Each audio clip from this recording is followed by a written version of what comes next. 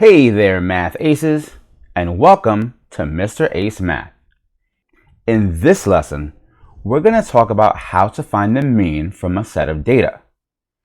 Here's our video breakdown, and there are 6 different parts to this lesson.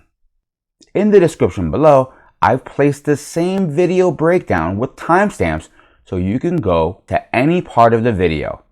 Feel free to use that to go to whichever part you need to go to. First, we'll cover what exactly the mean is from a set of data. Then we'll go over 2 examples, followed by the pause and practice. After the pause and practice, the answers will be revealed. And finally, we'll have a reflection where we review everything that was covered in this lesson. But in order to be successful, you should know the following. You should make sure that you're comfortable with addition as well as division. So make sure you know those, and let's get started. So what exactly is the mean? Well, the mean is what we call a measure of central tendency. Now, these words here are really, no one really uses them, to be honest, but it really means a value that tends or is normally in the center. And what exactly do I mean by that? Well, we'll cover that in a second. But to find the mean, you have to get the sum of all the data values and then divide it by the number of data values in the set. And one important note, it's always within the range of given values. For example, let's say we have this very simple set of numbers. We have 4, 5, 6, 7, 8. The fact that the mean is a measure of central tendency means it's going to be somewhere around the middle of our data values. It won't be around the bottom of the data.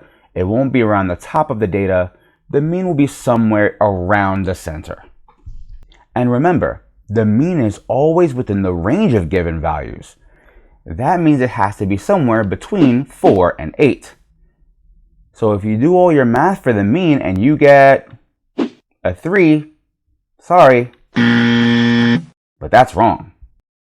Or let's say you get a 9. Well, that's not within the range of numbers, so that's wrong also. What if you get the number 2?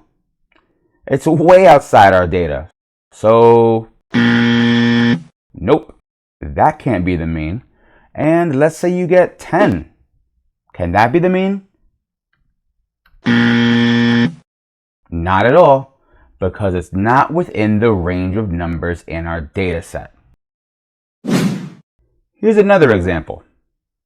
Let's say we have a very small set. The number is 30, 37, and 41.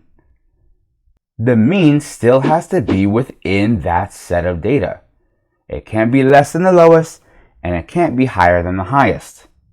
So if you do the math and you get 28 as your mean, well, guess what?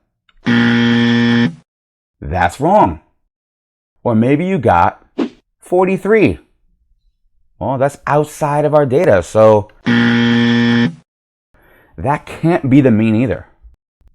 How about this? 21. No way.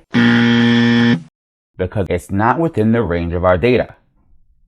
And how about 48? Can that be our mean?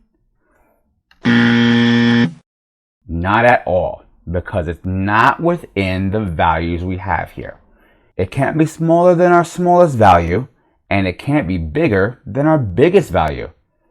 And that means that all the values that we just saw that are not within the range of data cannot be the mean. So here we have a group of test scores. So the first step for finding the mean is to add the values in the set of data.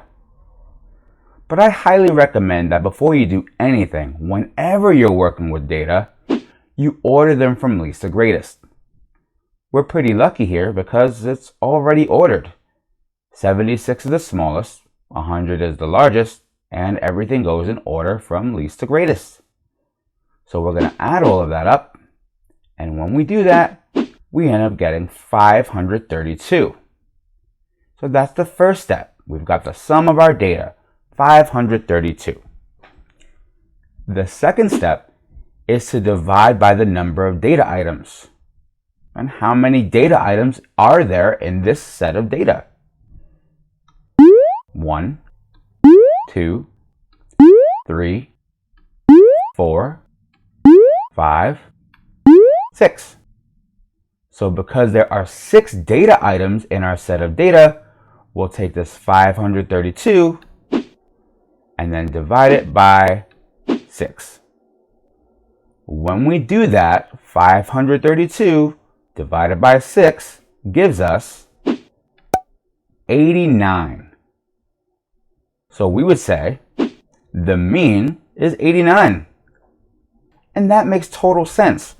Remember what we said earlier. The mean is a measure of central tendency. So it tends, or is usually, toward the middle of our data.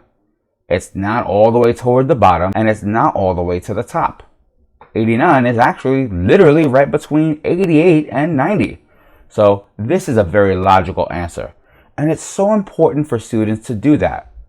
I've seen some students say the mean is 532, but that's because they forget the second step. So always be careful. Make sure your mean is always within your range of data. It should never be lower than your lowest or higher than your highest. Here's our second example.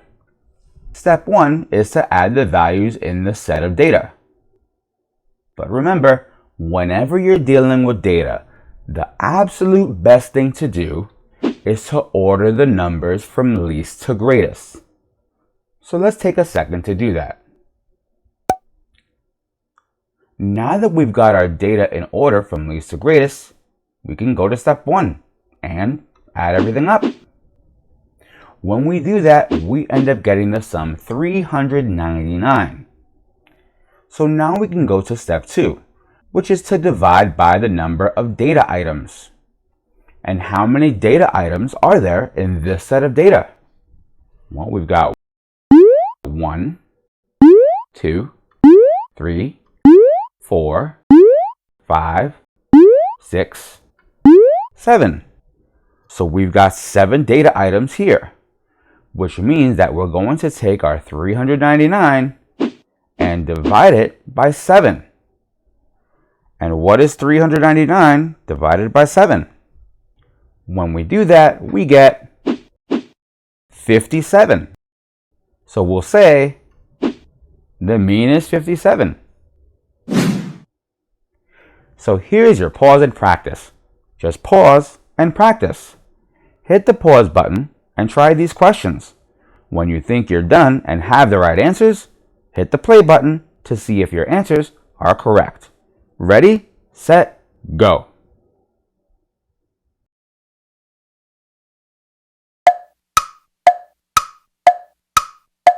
So let's take a look at our answers. Number 1, the mean is 5. Number 2, the mean is 198.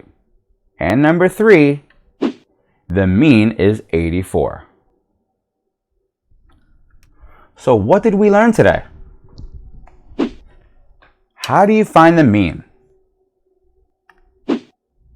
Step 1, you add up all the values in a set of data. And step 2, you divide by the number of items in that data set. The mean's value is always within the range of given values. Remember, it's a measure of central tendency. It will never be less than your lowest value or greater than your greatest value. Don't forget to like, share, and subscribe. Questions? Comments? Leave them down below. And thanks for using Mr. Ace Math. Don't just pass math, ace it.